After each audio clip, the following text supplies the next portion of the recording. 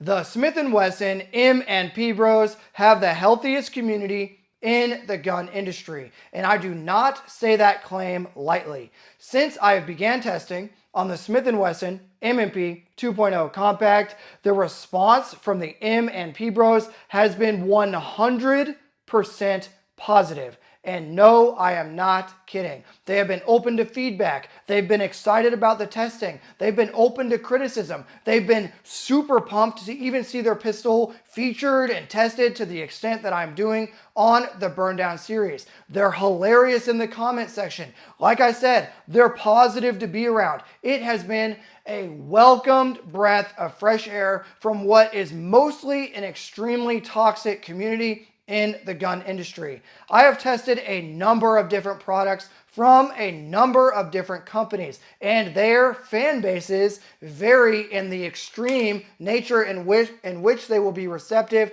to constructive criticism and honest feedback, because I have no sponsors and I'm always going to be honest with my audience. Let's go through some of the people's guns that I've tested. Palmetto State Armory. When the dagger literally fell apart in my hands around the 4,000 to 5,000 round mark, people panicked. The T-Sauce, when both of the T-Sauce pistols, the 1911s, the Raider and the Government, both were complete failures to launch, they were freaking out. The T-Sauce community was 100% toxic. When I had criticism about Glock being anti-Second Amendment, siding with anti-Second Amendment legislation in Oklahoma, canceling their combat and duty-rated handguns, and was critical of them, what did the Glock community do? They did this. They said, you're no longer welcome here because you're being honest about our product. Let's talk about Sig Sauer and their community. When I was open and honest about the issues with the sear safety lever and the internal design of the Sig Sauer P320 pistol, what did their audience do? They panicked. They couldn't take the criticism. They couldn't believe that somebody would have the audacity to tell them that their pistol had issues. Who else? I mean, we could go down the list. When Beretta, when the rear sight drifted to one side, they were upset. And on and on. We go through every single company that we've ever gone through, and there's always going to be issues. The Ruger RXM had an issue with the optics mounting plate. On and on we go. And the varying levels of toxicity change from company to company. Certain companies and their fan base can handle criticism and constructive feedback. And what I can tell you right now, it has been a pleasure to test the Smith & Wesson M&P, and I wish more fan bases and communities like the Staccato guys or the PSA guys or T-Sauce guys, or the most radical of all of them, the Glock guys or Sig Sauer guys, I wish that those fan bases and communities would take a page out of the M&P Bros homework, okay? These guys are a breath of fresh air to be around, and I'm not just saying that lightly. This thing most likely will have issues during the testing. We've had issues with this pin right here, attempting to walk itself out, and we're only at the 2,000 round mark right now, and we're gonna see what other issues occur during the burn down testing. But what I wanna say to my audience and the M&P guys and everyone in general, be more receptive. Be like the M&P guys.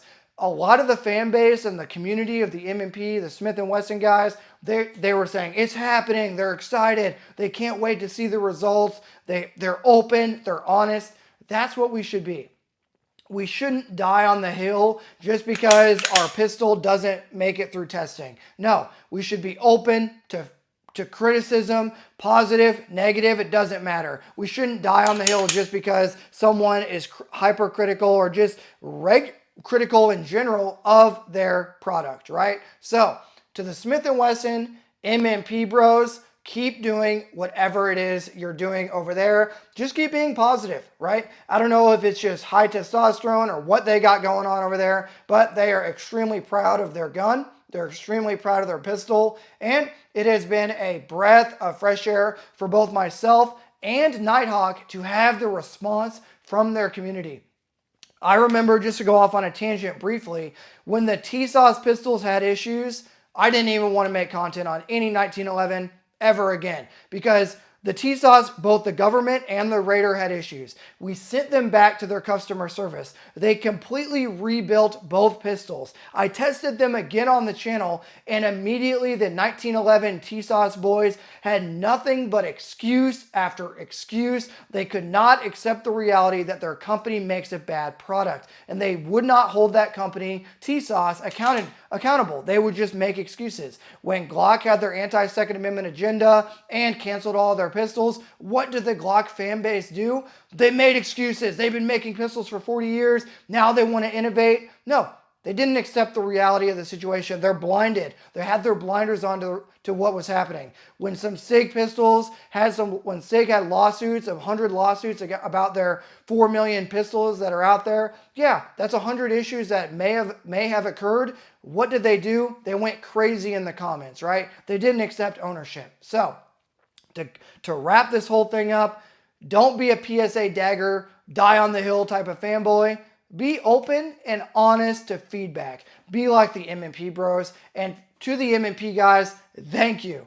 Thank you for finally giving me a pistol that is fun to test on the channel.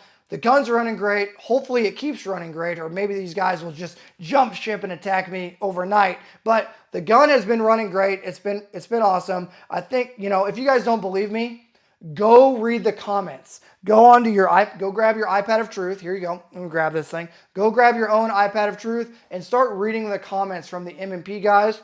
It's a breath of fresh air. Normally the internet is mostly negative, but to read these guys' comments and see their response, it's awesome. So do better. Be like the M&P bros that we have at home. Thanks for hanging out for this random rant because I'm waiting for one of your videos to actually get monetized by YouTube because they're hitting all my stuff with demonetization limited. Kind of sucks. So I guess if you want to support the channel, hit the like button, leave your combat llama emoji down below, and donate to, where is it?